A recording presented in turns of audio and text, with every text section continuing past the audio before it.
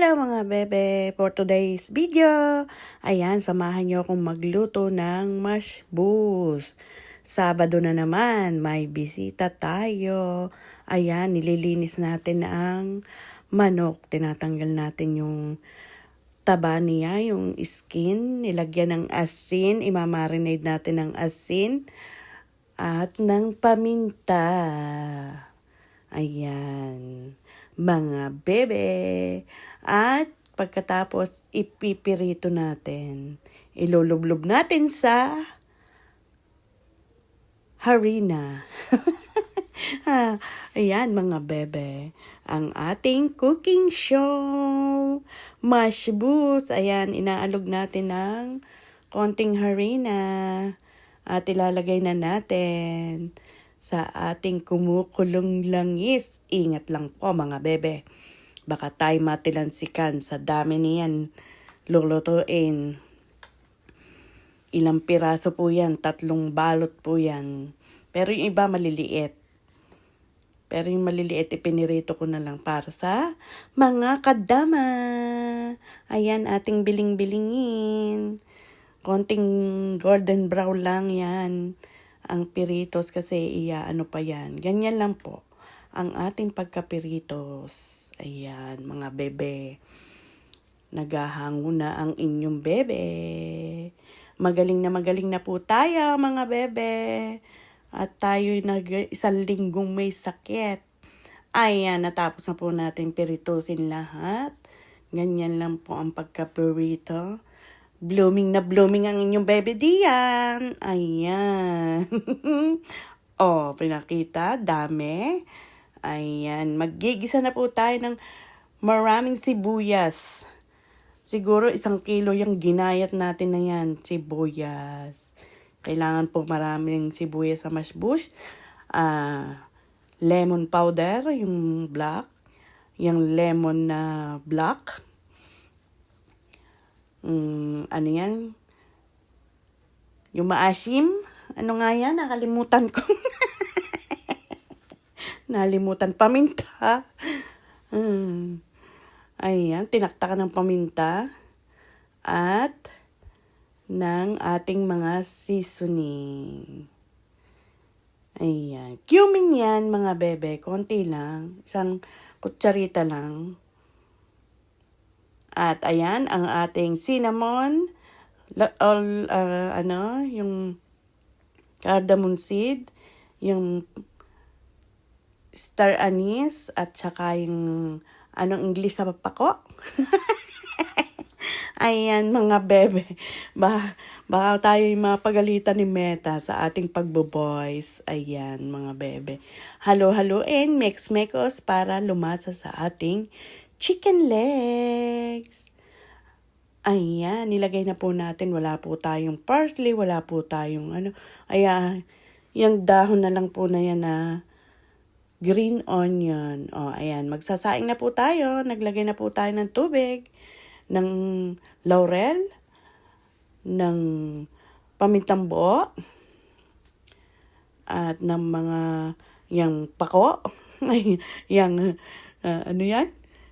Yung mga spices natin, ayan, cinnamon stick, cardamom seed pala yun, konting langis, at pakukuluin po natin yan. Naglagay po din tayo pala ng lemon, buo, yung lombe, ayan, 5 gatang na bigas. Pakukuluin lang po natin, half cook lang po, ayan, atin ang isasalansan, para po yung biryani, pero ang ano niyan mashbush. Mashbush po yan. Hindi yung biryani. Mashbush po yan. Nakalimutan ko lang po lagyan ng dal. Hindi po ako nakapagpakulo. Nalimutan ko. Makakalimutan na po ang inyong bebe. Makakalimutan na. Buhat na nagkasakit. Ayan, nagkalimot-limot na. Isinasalansan na po natin ng chicken, mga bebe. Ayan, salansan-salansan lang. At tapos lalagyan natin ng maraming sibuyas. Ayan. Ay, kwento ko lang po sa inyo. Tagal ko pong natutunan yan. Ngayon lang pong story tayo ng little small. Ano ba yan? Story little small. Ayan. Lahat po ng niluluto ko dito ay ang amo ko ang nagturo. Wala po akong alam nung nagpunta ako dito na luto nila. Pero mga Filipino food po, may nagustuhan sila. Pancit, spaghetti, adobo, apritada na manok, at minudo.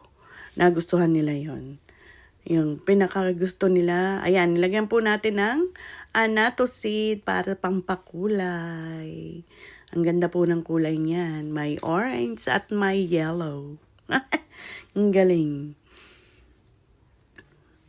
Ayun na nga po, tinuruan ako ng amo ko bago siya Ang amo ko po ay 101 na.